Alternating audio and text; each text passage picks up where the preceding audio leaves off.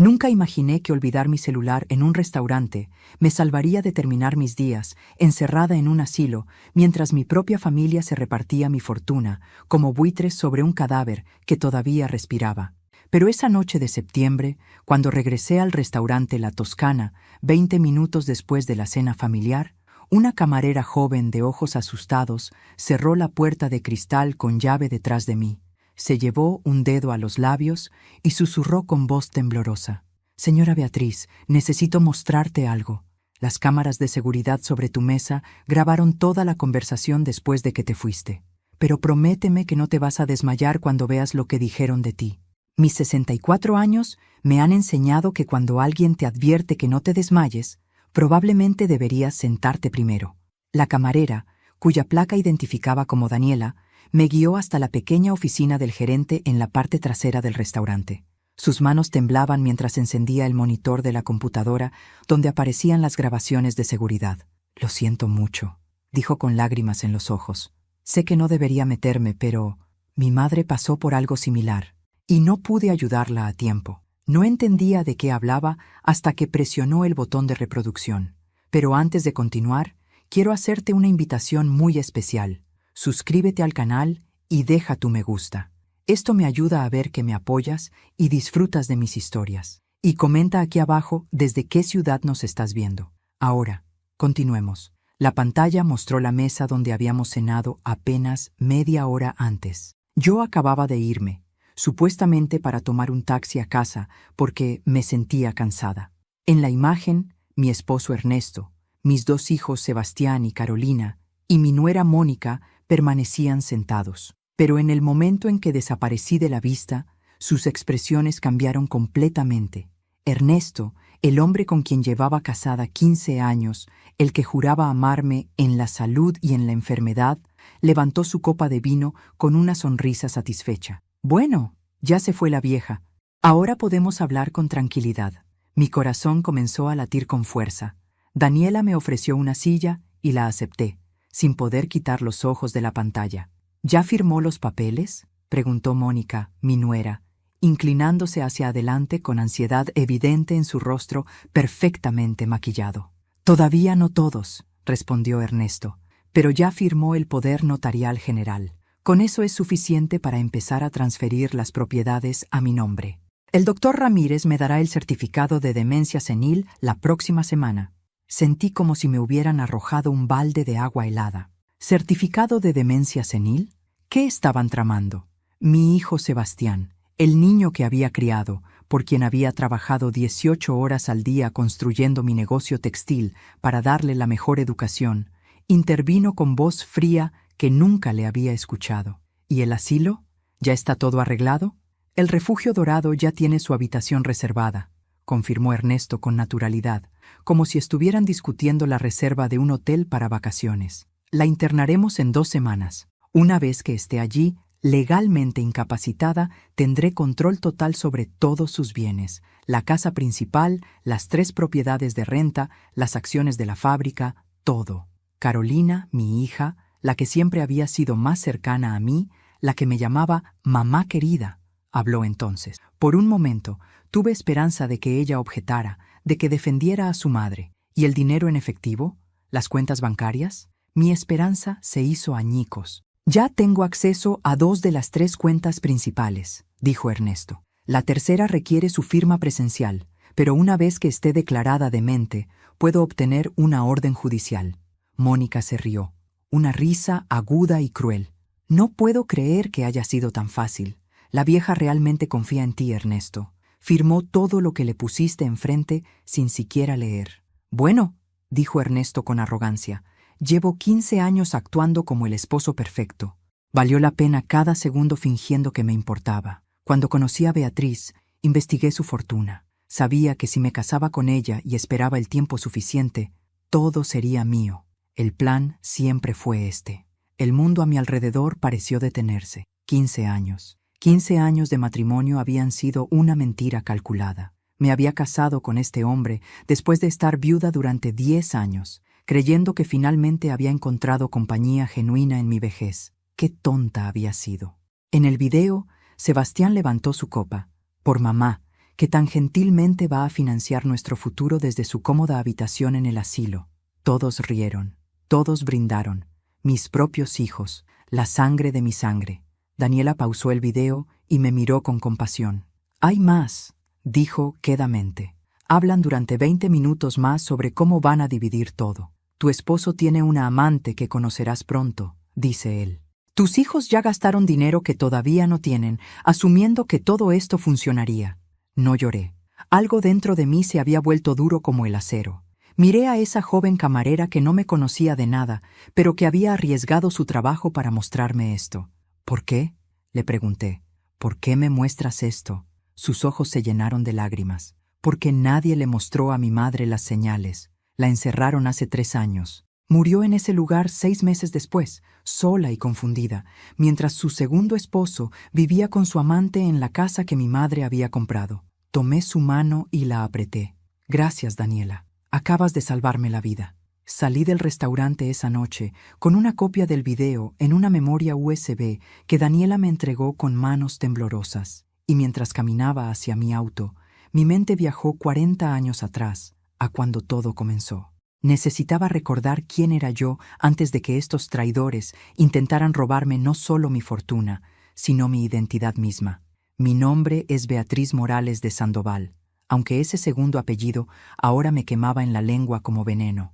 Tenía 24 años cuando quedé viuda por primera vez. Mi primer esposo, Rodrigo Morales, padre de Sebastián y Carolina, murió en un accidente industrial en la fábrica donde trabajaba como supervisor.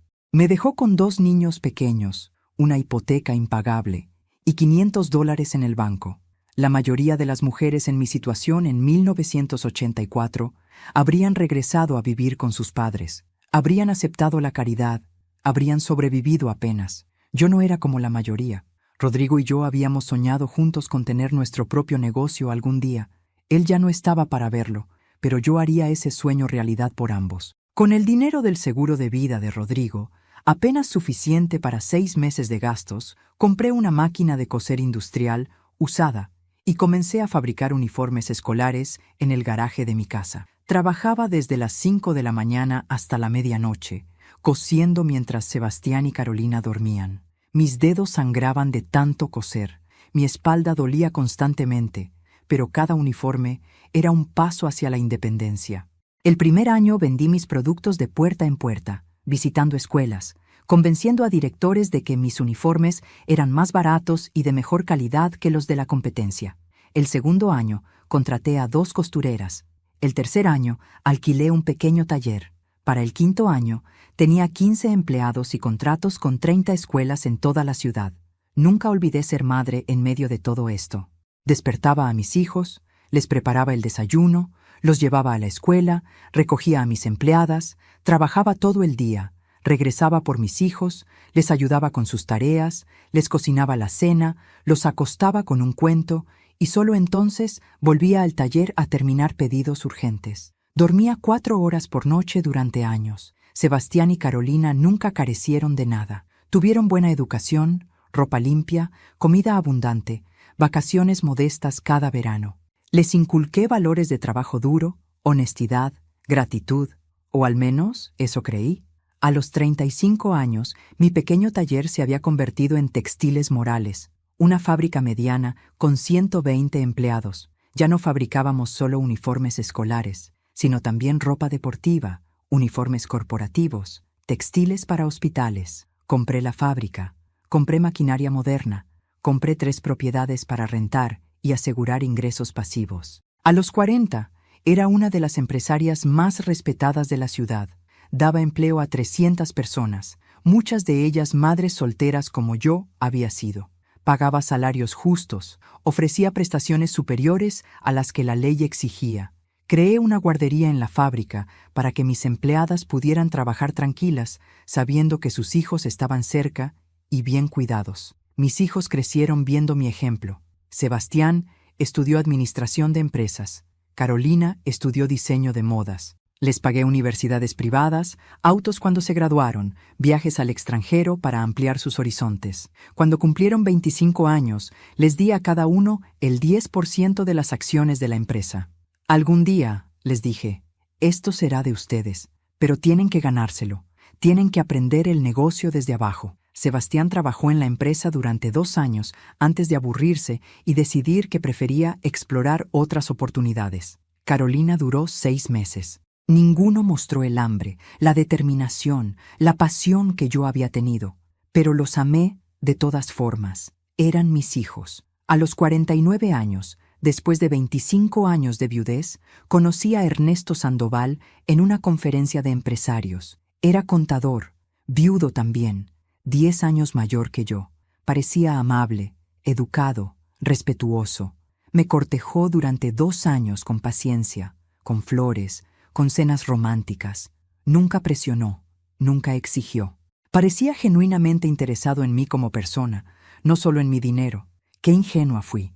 Nos casamos cuando yo tenía 51. Firmé un acuerdo prenupcial que protegía mi empresa y mis propiedades principales. Pero en los años siguientes, compré una casa nueva para los dos, abrí cuentas bancarias conjuntas, adquirí 2 propiedades más que pusimos a nombre de ambos. Confiaba en él completamente.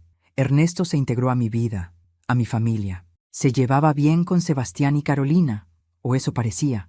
Asistía a las cenas familiares, celebraba cumpleaños y navidades con nosotros, actuaba como el padrastro considerado que mis hijos adultos realmente no necesitaban, pero que yo apreciaba que aceptaran. Durante los últimos 15 años, trabajé menos, disfruté más, delegué más responsabilidades en mi fábrica a gerentes de confianza. Viajé con Ernesto, disfruté de mi dinero duramente ganado. Pensé que finalmente, después de décadas de sacrificio, merecía descansar un poco. Y mientras yo descansaba, ellos planeaban destruirme. Ahora, sentada en mi auto frente al restaurante, con la memoria USB apretada en mi mano como si fuera un salvavidas, todo cobraba sentido. Los últimos 6 meses habían estado llenos de señales que ignoré, cegada por el amor y la confianza. Mi teléfono vibró. Un mensaje de Ernesto. ¿Ya llegaste bien a casa, mi amor? Te extraño. Miré ese mensaje y sentí náuseas. 15 años de mi amor, 15 años de besos en la frente, 15 años de mentiras perfectamente actuadas. Respondí, sí. Ya llegué. Estoy cansada. Me voy a dormir temprano. Te amo. Las últimas 2 palabras me costaron físicamente escribirlas, pero necesitaba que él creyera que todo seguía normal, que yo no sabía nada. Porque ahora que sabía la verdad, necesitaba tiempo para planear mi siguiente movimiento. Y Beatriz Morales no había construido un imperio desde cero para dejarse vencer por unos cuantos traidores codiciosos. La guerra acababa de comenzar. Esa noche no dormí.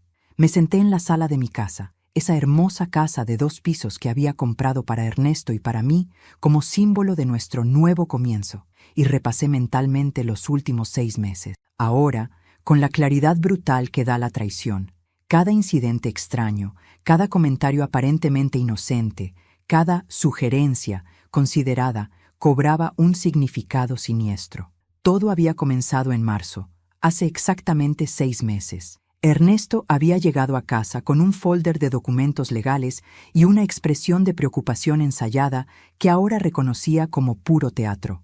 Mi amor, había dicho, sentándose junto a mí en el sofá, he estado pensando. A nuestra edad deberíamos tener todo en orden. Poderes notariales, testamentos actualizados, ese tipo de cosas. Solo por precaución, ¿entiendes? Yo, confiada, tonta, ciega, había asentido. Tienes razón. Es responsable pensar en estas cosas. Mi abogado preparó estos documentos. Había continuado, pasándome un folder grueso. Solo necesito que los firmes. Es rutinario, solo para asegurarnos de que si algo te pasa, yo pueda manejar tus asuntos sin complicaciones legales. Y viceversa, por supuesto, excepto que Ernesto no tenía asuntos que manejar. No tenía propiedades, no tenía negocios, no tenía nada más que la pensión modesta de contador retirado y lo que yo compartía con él. Había firmado los documentos sin leerlos completamente. Ernesto señalaba dónde poner mi firma. Explicaba brevemente cada sección con esa voz tranquilizadora que ahora me provocaba asco. Y yo firmaba. Poder notarial general. Poder para decisiones médicas. Autorización para acceso a cuentas bancarias. Lo firmé todo. Eres tan confiada, había dicho Ernesto, besándome la frente. Eso es lo que más amo de ti. Ahora sabía que lo que amaba era mi ingenuidad, mi vulnerabilidad, mi estupidez. 2 semanas después, Sebastián había venido a visitarme con Mónica, su esposa de 4 años. Habían sido inusualmente atentos ese día.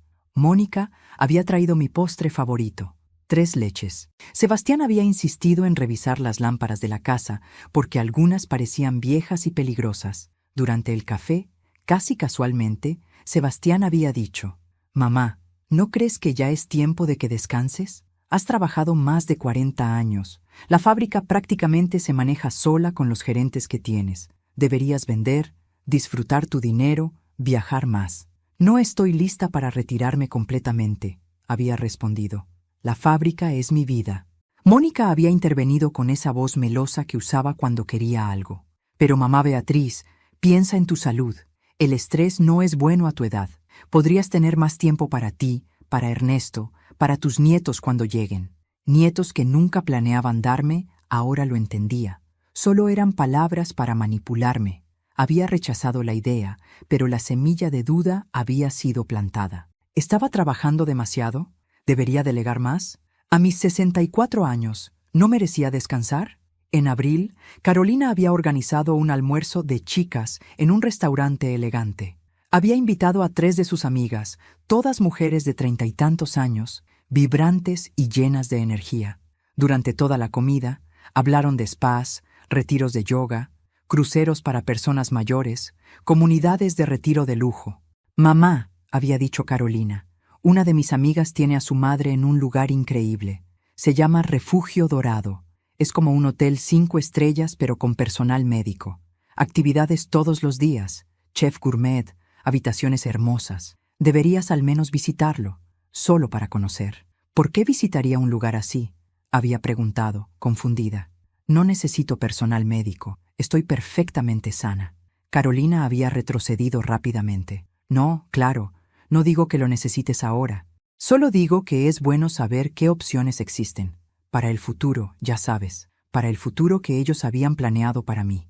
Un futuro en una jaula dorada mientras ellos saqueaban mi vida».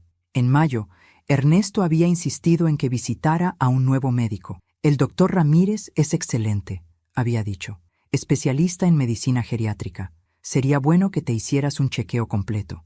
Había ido a la cita porque Ernesto había sido tan insistente. El doctor Ramírez, un hombre de unos 50 años con una sonrisa profesional vacía, me había hecho preguntas extrañas durante la consulta. «¿Ha notado problemas con la memoria últimamente? ¿Olvida dónde pone las cosas? ¿Se confunde con fechas o nombres?» «No más que cualquier persona de mi edad», había respondido. «A veces olvido dónde dejé las llaves, pero siempre las encuentro». Él había anotado algo en su computadora con expresión seria. «¿Y cambios de humor? ¿Irritabilidad? ¿Problemas para dormir? Duermo perfectamente. Y no estoy más irritable de lo normal. Más anotaciones, más miradas significativas. Me había hecho pruebas cognitivas básicas que pasé sin problemas, pero durante todo el proceso sentí que él estaba buscando algo, esperando que fallara. Ahora entendía por qué. Ernesto le había pedido que preparara un diagnóstico falso de demencia, y probablemente le había pagado bien por ello. En junio habían comenzado los incidentes, pequeñas cosas diseñadas para hacerme parecer confundida o senil frente a testigos. Una tarde, Ernesto y yo habíamos ido a cenar con los hijos de él, de su primer matrimonio, personas que apenas conocía. Durante la cena, Ernesto había contado una historia sobre un viaje que supuestamente habíamos hecho a Cancún el año anterior. «¿Recuerdas, amor?», me había preguntado con una sonrisa. «Cuando casi pierdes el pasaporte en el aeropuerto y tuvimos que regresar al hotel a buscarlo». Yo había fruncido el ceño. «No hemos ido a Cancún el año pasado, Ernesto». «Claro que sí, mi amor. Fue en febrero. Te encantó el hotel. Dijiste que tenía las mejores margaritas que habías probado». «No, estás confundido. En febrero estuvimos en la fábrica cerrando el inventario anual». Ernesto había intercambiado una mirada con sus hijos. Una mirada que decía claramente: «Ven, está perdiendo la memoria». «Está bien, amor», había dicho con condescendencia, palmeando mi mano. «A veces todos nos confundimos con las fechas, pero yo no estaba confundida. Él estaba mintiendo deliberadamente para hacer que yo pareciera desorientada frente a testigos. Había más incidentes así, llaves que perdía y aparecían en lugares donde estaba segura de no haberlas dejado. Citas médicas que Ernesto decía que yo había olvidado, pero que jamás habían sido agendadas. Conversaciones que él juraba que habíamos tenido, pero que yo no recordaba porque nunca sucedieron. Gaslighting, la palabra moderna para el abuso psicológico antiguo. Me estaban haciendo dudar de mi propia mente, preparando el terreno para declararme incapaz. Y lo peor de todo, en julio había firmado más documentos sin leer. Ernesto había llegado con su abogado, diciendo que era solo una actualización del testamento.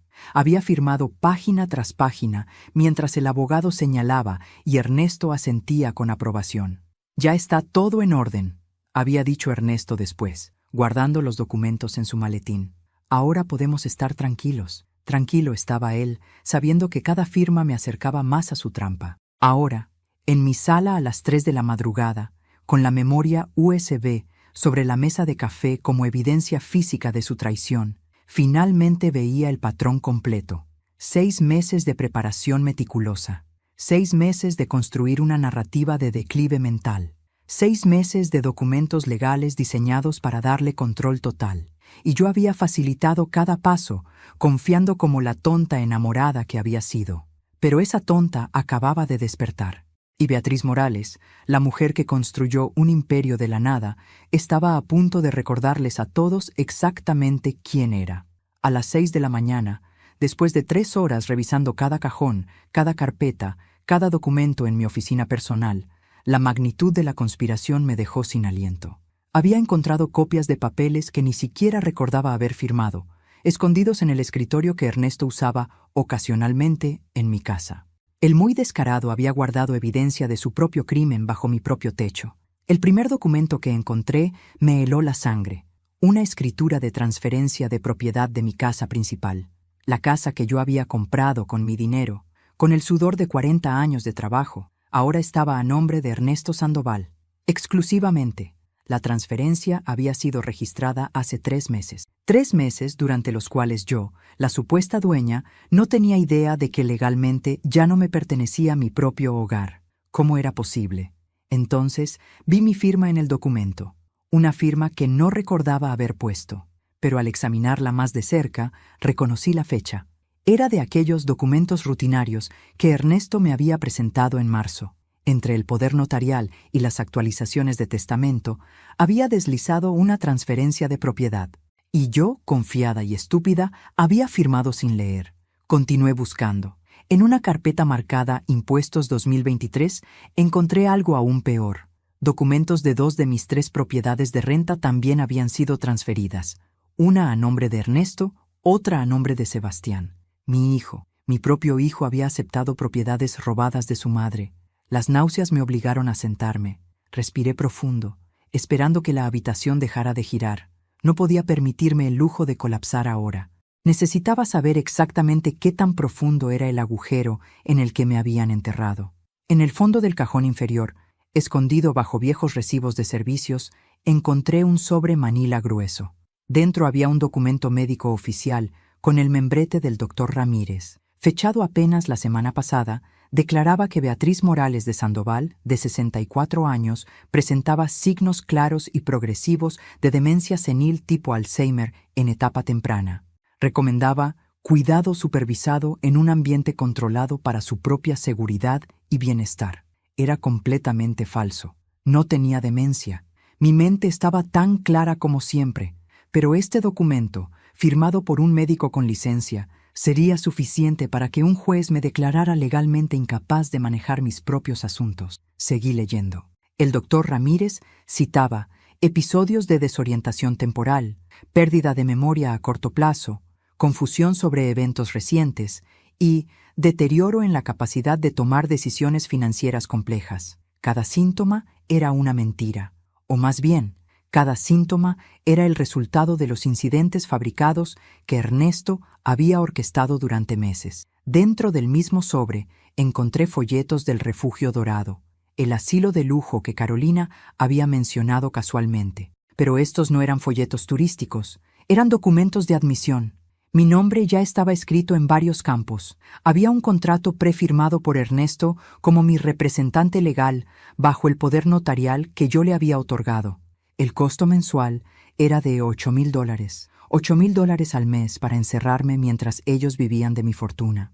Pero lo que encontré a continuación fue lo que finalmente transformó mi shock en furia fría y calculada. Un calendario manuscrito en la letra de Ernesto. Era una línea de tiempo detallada. 15 de septiembre, cena familiar, celebración anticipada. Beatriz firma últimos documentos. 20 de septiembre, Dr. Ramírez entrega certificado oficial. 25 de septiembre, presentar documentos ante juez. Obtener declaración de incapacidad. 30 de septiembre, ingresar a Beatriz en Refugio Dorado. 1 de octubre, transferir cuenta principal, Banco Nacional. 5 de octubre, vender acciones de Textiles Morales, 30% restante a nombre de Beatriz. 15 de octubre, presentar divorcio. Con incapacidad declarada, obtener todo en el settlement. 1 de noviembre, casarme con Valeria. Valeria, el nombre de su amante, supuse. La mujer por la que había actuado como esposo amoroso durante 15 años mientras planeaba meticulosamente mi destrucción. Debajo del calendario había fotografías. Ernesto con una mujer de unos 40 años, rubia, elegante, besándose en un restaurante, abrazados en lo que parecía ser el apartamento de ella. Una foto de ambos mirando anillos en una joyería de lujo.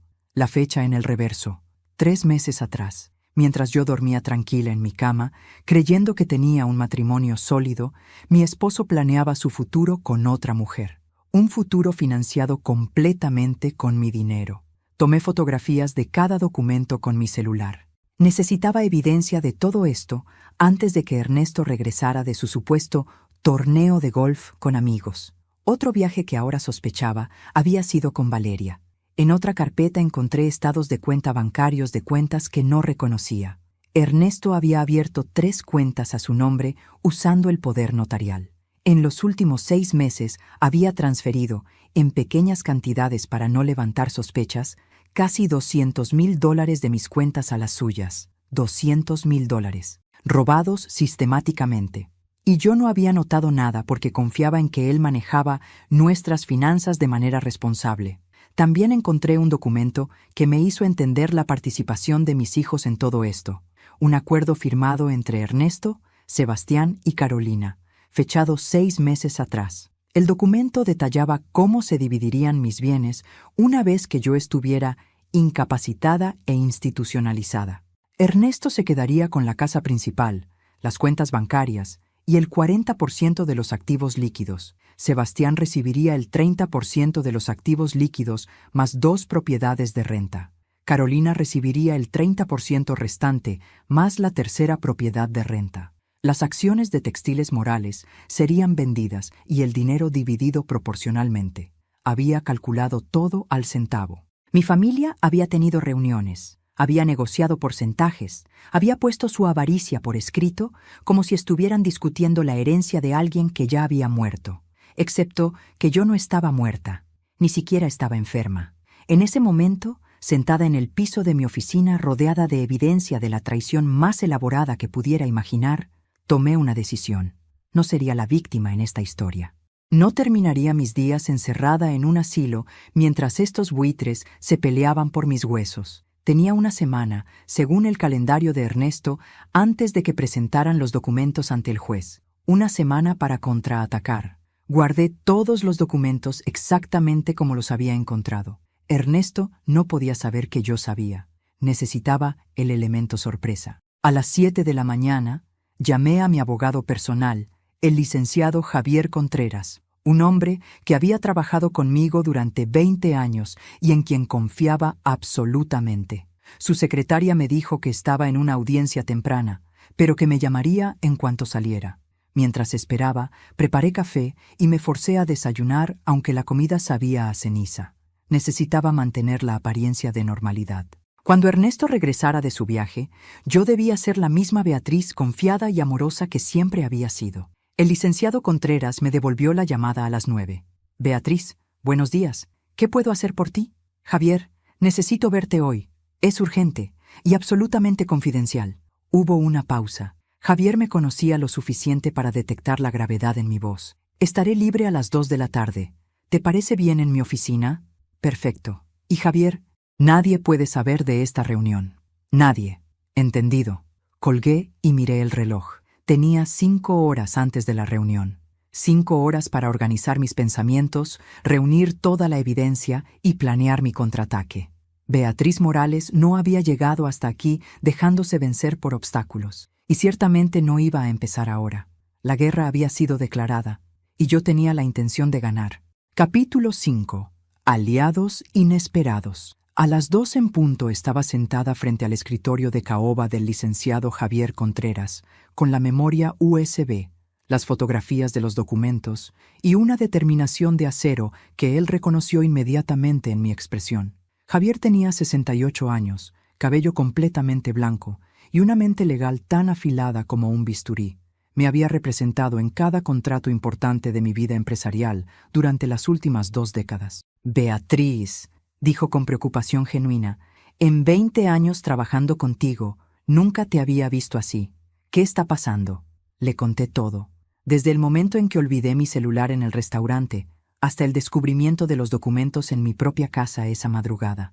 Le mostré el video de la cena familiar, la línea de tiempo escrita por Ernesto, el diagnóstico médico falso, los contratos de división de mis bienes. Mientras hablaba, vi cómo su expresión profesional se transformaba en indignación pura. Esto es, buscó las palabras correctas. Esto es conspiración criminal para cometer fraude, robo mediante engaño, falsificación de documentos médicos, abuso financiero de ancianos. Beatriz, esto no es solo un caso civil de divorcio. Esto es materia criminal. Tu esposo y tus hijos podrían ir a prisión. Bien, dije con una voz que no reconocí como mía, porque quiero que paguen por cada segundo de esta traición. Antes de continuar, dime aquí en los comentarios qué te está pareciendo esta historia hasta ahora y qué harías tú en su lugar. No te vayas del video, porque lo que viene a continuación te pondrá la piel de gallina. Javier se recostó en su silla, entrelazando los dedos mientras pensaba. Tenemos evidencia sólida, pero necesitamos más. Necesitamos grabar conversaciones, documentar cada movimiento que hagan. Y sobre todo, necesitamos proteger tus activos inmediatamente antes de que ellos se den cuenta de que sabes algo. ¿Qué recomiendas? Primero, vamos a revertir todas esas transferencias de propiedad. Puedo argumentar ante un juez que fueron obtenidas mediante fraude y engaño. Segundo, vamos a congelar todas las cuentas donde Ernesto tiene acceso. Tercero, vamos a revocar todos los poderes notariales que firmaste. Y cuarto, hizo una pausa significativa.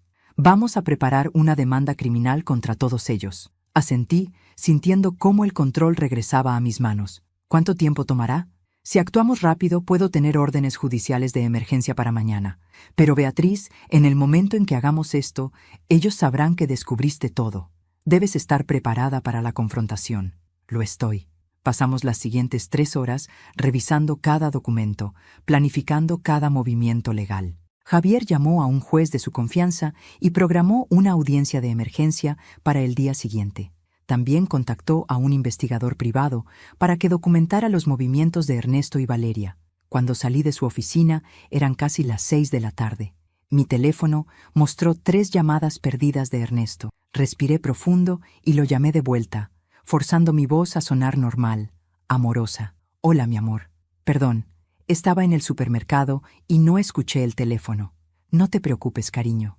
Solo quería avisarte que llegaré tarde hoy. Una reunión de último minuto con un cliente potencial. ¿Estarás bien?» Mentiras. Probablemente estaba con Valeria. «Claro, no hay problema. Te dejo algo de cenar. Eres la mejor. Te amo». Las palabras me quemaron la garganta, pero las dije de todas formas. «Yo también te amo». Colgué y me permití un momento de náusea antes de componerme. Todavía tenía que actuar durante 24 horas más. Cuando llegué a casa, encontré a alguien esperándome en el porche. Era Daniela, la camarera del restaurante. Se veía nerviosa, retorciendo las manos. «Señora Beatriz, perdone que aparezca así en su casa. Conseguí su dirección en... Bueno, no importa cómo. Necesitaba hablar con usted». «Pasa, Daniela. ¿Quieres un café?». Nos sentamos en la cocina y ella finalmente me contó su historia completa. Su madre, Mercedes, había sido víctima de un esquema casi idéntico 3 años atrás. El segundo esposo de su madre, junto con el hermano de Daniela, la habían declarado incompetente y encerrado en un asilo.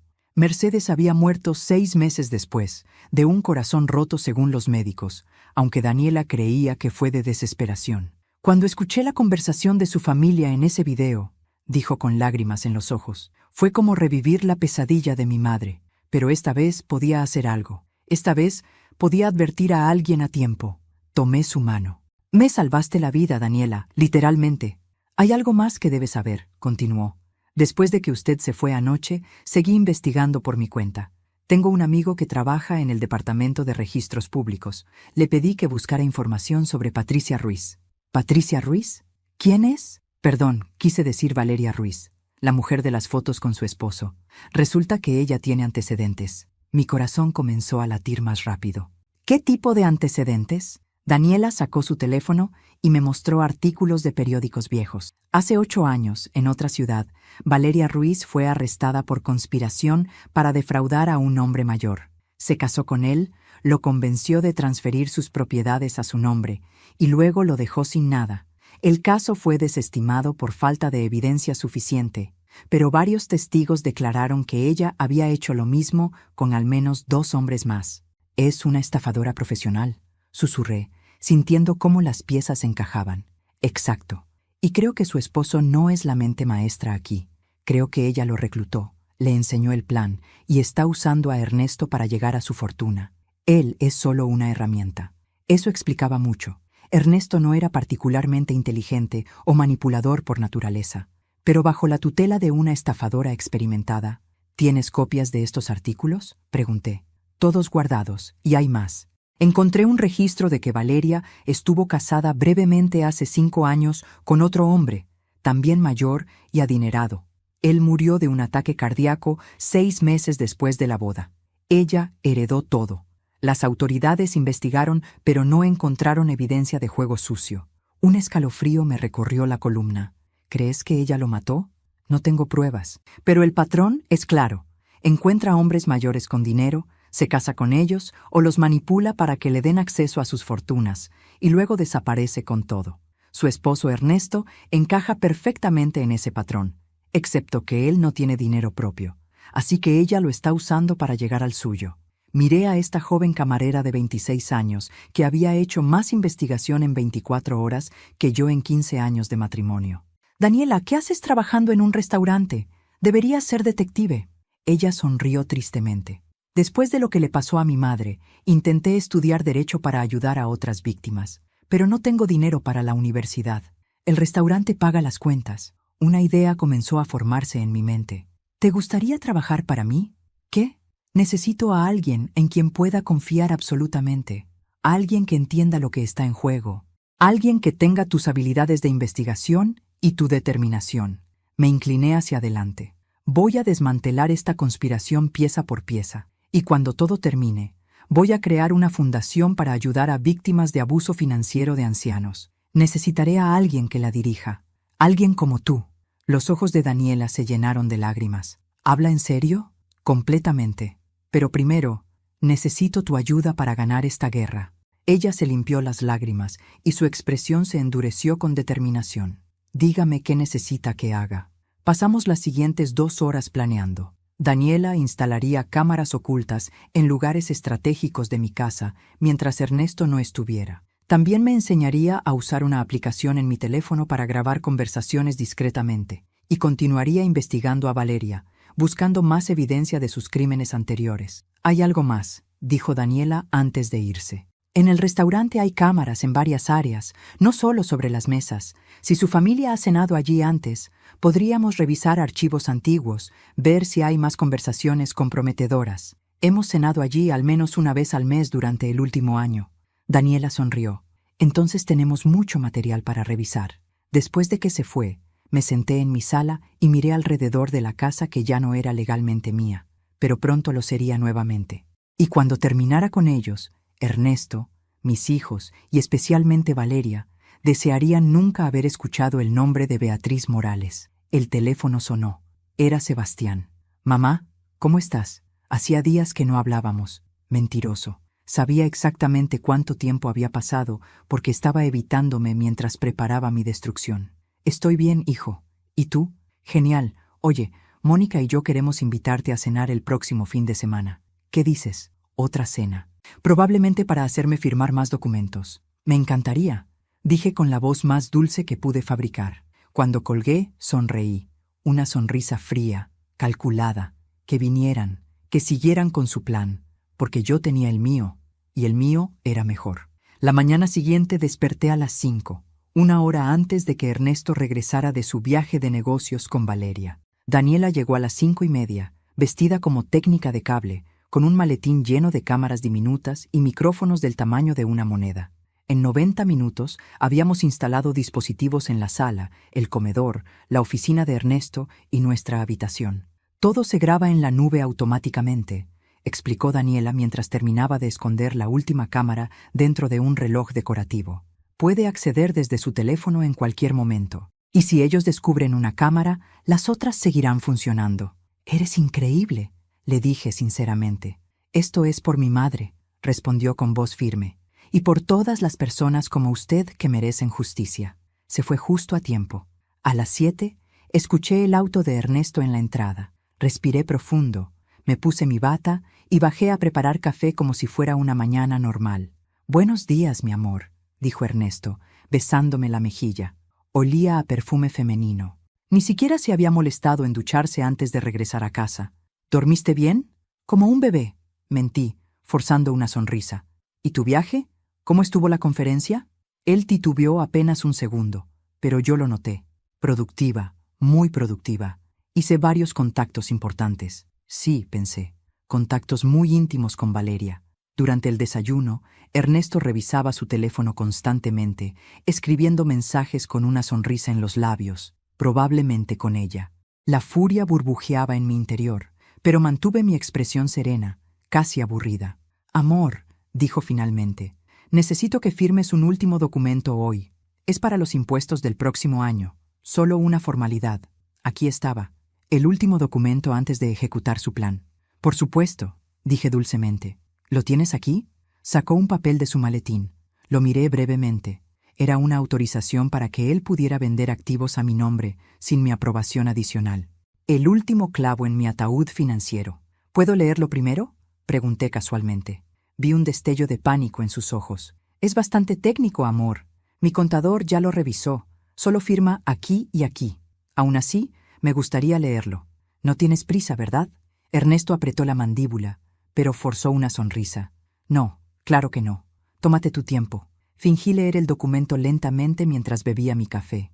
Sabía exactamente lo que decía, pero necesitaba actuar como la esposa confiada que siempre había sido.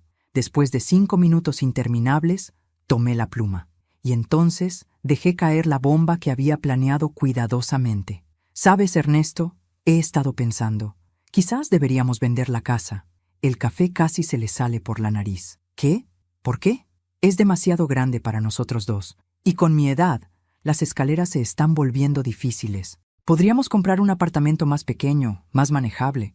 O tal vez mudarnos a una de esas comunidades de retiro que Carolina mencionó. Lo vi calcular rápidamente. Si yo vendía la casa ahora, antes de que él pudiera ejecutar su plan, todo se complicaría. No, mi amor, dijo rápidamente. Esta casa es perfecta. No necesitamos mudarnos. Pero pensé que estarías de acuerdo. Después de todo, la casa ya está a tu nombre según esos papeles que firmé, ¿verdad? El silencio que siguió a mi pregunta fue tan denso que podría cortarse con cuchillo.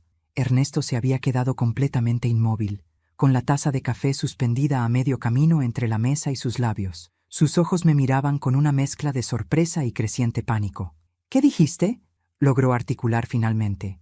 Los papeles que firmé en marzo, repetí con voz inocente, aunque mi corazón latía como tambor de guerra.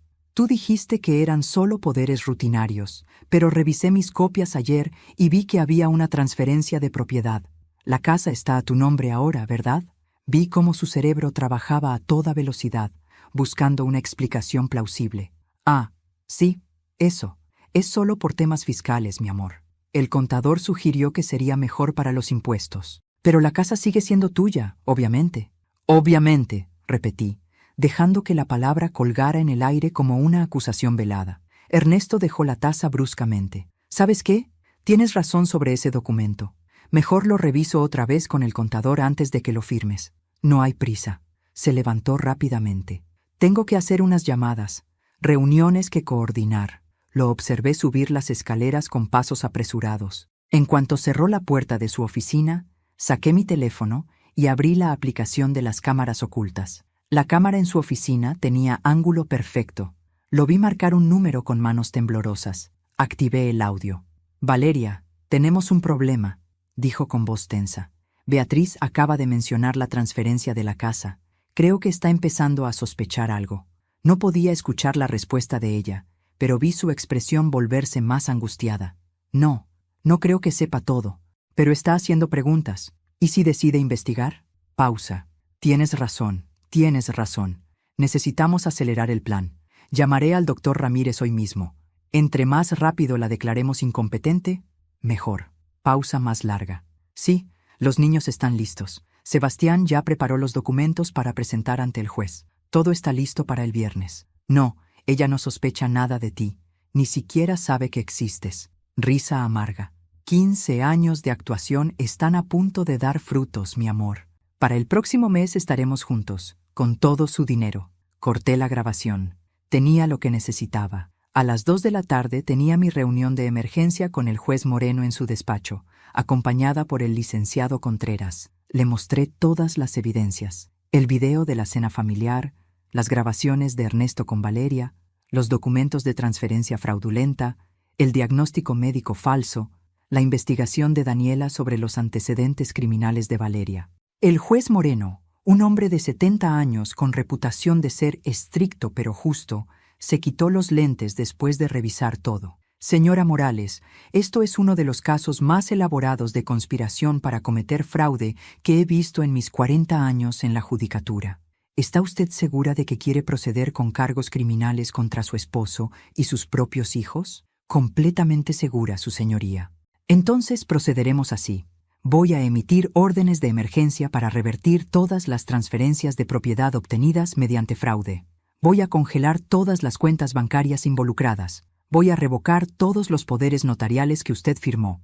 Y voy a emitir órdenes de arresto contra Ernesto Sandoval, Sebastián Morales, Carolina Morales, Mónica Ruiz y Valeria Ruiz por conspiración para cometer fraude, robo mediante engaño, falsificación de documentos y abuso financiero de ancianos. Gracias, su señoría. Hay una cosa más que quiero hacer, continuó el juez. Quiero que esta confrontación suceda de la manera más pública y humillante posible para ellos, como advertencia para otros que puedan pensar en cometer crímenes similares. ¿Tiene alguna sugerencia? Una sonrisa lenta se extendió por mi rostro. De hecho, sí. Este viernes, Sebastián me invitó a cenar, familia completa, en el restaurante La Toscana, el mismo lugar donde grabaron ese video planeando mi destrucción. El juez Moreno sonrió por primera vez. Poesía jurídica. Me gusta. Coordinaré con la policía para que estén presentes. Y señora Morales, si me permite una sugerencia, grabe toda la cena. Déjelos hablar. Déjelos sentirse seguros. Y cuando estén en medio de su celebración anticipada, entonces caerá el martillo. ¿Puedo invitar a algunas personas?, pregunté. Testigos que merecen estar presentes. Por supuesto, mientras más público, mejor. Durante los siguientes 3 días, actué el papel de mi vida. Fui la Beatriz dulce y confiada que siempre había sido. Ernesto, creyendo que había evitado el desastre cuando retrocedí sobre la venta de la casa, se relajó nuevamente. Las cámaras ocultas capturaron 3 conversaciones más entre él y Valeria, cada una más incriminatoria que la anterior. El jueves por la noche, Carolina me llamó para confirmar la cena del viernes. Mamá, estamos todos emocionados de verte. Hace tanto que no tenemos una reunión familiar completa. Yo también estoy emocionada, hija, dije, y por primera vez en días no estaba mintiendo. El viernes llegó. Me puse mi mejor vestido, el azul marino que Ernesto siempre decía que me hacía ver elegante. Me maquillé cuidadosamente. Me puse las perlas que había comprado con mi primer gran ganancia empresarial. Si iba a presenciar la caída de mis enemigos, lo haría con estilo. Daniela me había reservado la misma mesa privada donde habían celebrado mi futura reclusión. El gerente del restaurante, ahora consciente de lo que había sucedido en su establecimiento, había cooperado completamente. Las cámaras de seguridad estaban todas funcionando. Había preparado un proyector y una pantalla para una presentación especial. Llegué primera, como planeado. A las 7 en punto, mi familia comenzó a llegar. Sebastián y Mónica primero, sonrientes y falsos. Luego Carolina con su esposo Miguel, quien parecía incómodo, probablemente el único que no estaba completamente al tanto del plan. Y finalmente Ernesto, oliendo otra vez a ese perfume ajeno, besándome la mejilla con labios que habían besado a otra mujer horas antes. «Qué bonita te ves, mamá», dijo Carolina. «¿Celebramos algo especial?» «Podría decirse que sí», respondí con una sonrisa enigmática. Ordenamos comida, bebimos vino, conversamos sobre trivialidades. Ellos estaban relajados, confiados. Sebastián me preguntó casualmente sobre esos documentos de impuestos que papá Ernesto mencionó. «Ah, sí», dije. «De hecho, eso es parte de lo que quería discutir esta noche». Vi cómo intercambiaban miradas. Pensaban que finalmente iba a afirmar todo lo que necesitaban. «Pero primero», continué, haciendo una señal al gerente, «hay algo que todos necesitan ver». El gerente bajó las luces y encendió el proyector. En la pantalla grande apareció el video de la cena de hace 2 semanas. El video donde planeaban mi destrucción. Vi cómo el color abandonaba sus rostros. Vi el pánico puro en los ojos de Ernesto. Vi a Sebastián ponerse de pie bruscamente. «Mamá, yo puedo explicar». «Siéntate, Sebastián», dije con voz de hielo. «Y mira lo que hiciste». Dejé que el video corriera completo. Cada palabra venenosa, cada risa cruel, cada detalle de su traición. Cuando terminó, las luces se encendieron. Y allí, en la entrada del salón privado, estaban 6 oficiales de policía con el juez Moreno detrás de ellos. Ernesto Sandoval, Sebastián Morales, Carolina Morales, Mónica Ruiz, dijo el oficial al mando.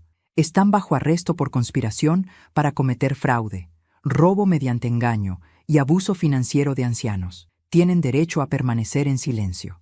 Capítulo 8. Justicia y renacimiento. 6 meses después, me encontraba de pie frente a un edificio recién inaugurado en el centro de la ciudad.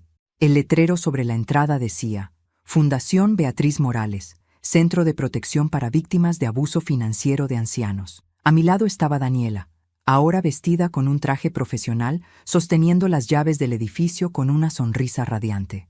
«¿Lista, jefa?», me preguntó. «Más que lista», respondí. Y juntas cortamos la cinta inaugural ante las cámaras de prensa y una multitud de personas que habían venido a apoyar la causa. Los meses después de aquella cena habían sido un torbellino legal. Ernesto, Sebastián, Carolina y Mónica enfrentaron juicio. Las evidencias eran abrumadoras: los videos, las grabaciones, los documentos falsificados, todo. El doctor Ramírez también fue arrestado por falsificación de documentos médicos y perdió su licencia permanentemente. Ernesto recibió 8 años de prisión. Sebastián y Mónica, 6 años cada uno. Carolina, quien al final cooperó con la fiscalía y confesó que había sido presionada por los demás, recibió 3 años de libertad condicional y servicios comunitarios. Su esposo Miguel se divorció de ella 2 meses después del arresto. Pero el verdadero premio fue Valeria Ruiz. Las investigaciones de Daniela habían destapado toda una red de fraudes similares en 4 estados diferentes. Resultó que el hombre que murió de ataque cardíaco hace 5 años había sido envenenado lentamente con digoxina, según una exhumación ordenada por la corte. Valeria enfrentaba cargos de homicidio, además de múltiples cargos de fraude.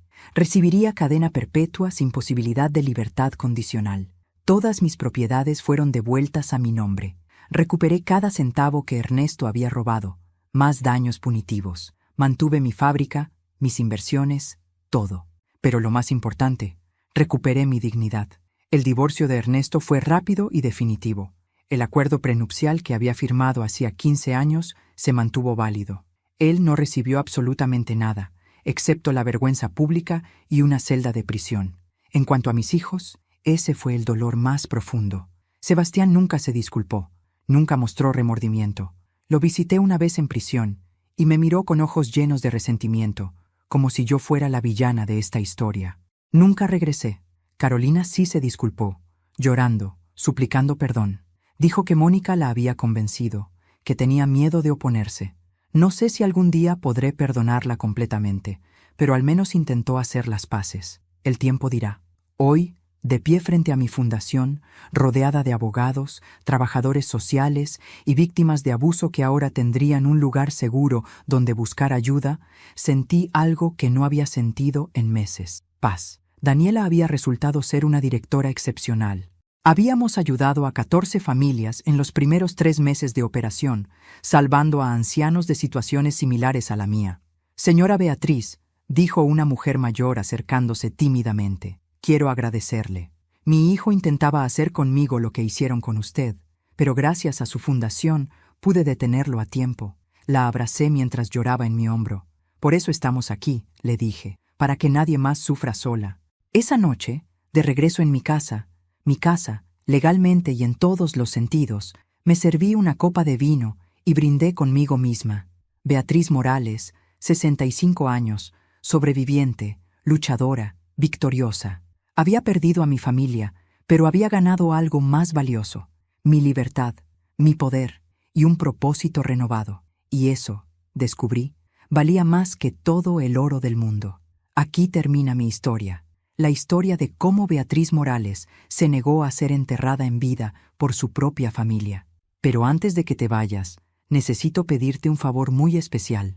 Si mi historia te conmovió, si sentiste la rabia que yo sentí cuando descubrí la traición, si celebraste conmigo cuando la justicia finalmente llegó, por favor suscríbete a este canal y activa la campanita de notificaciones. Hay muchas más historias como la mía que necesitan ser contadas, historias de mujeres y hombres que se negaron a rendirse. Dale me gusta a este video si crees que hice lo correcto al denunciar a mi esposo y a mis propios hijos. Tu me gusta ayuda a que más personas encuentren estas historias de justicia y superación. Y ahora quiero escucharte a ti. Comenta aquí abajo desde qué ciudad o país me estás escuchando. Me emociona saber que mi historia llega a tantos lugares del mundo, que no estamos solos en nuestras batallas. También quiero saber, ¿qué habrías hecho tú en mi lugar? ¿Habrías perdonado a tus hijos? ¿Habrías ido hasta el final como lo hice yo?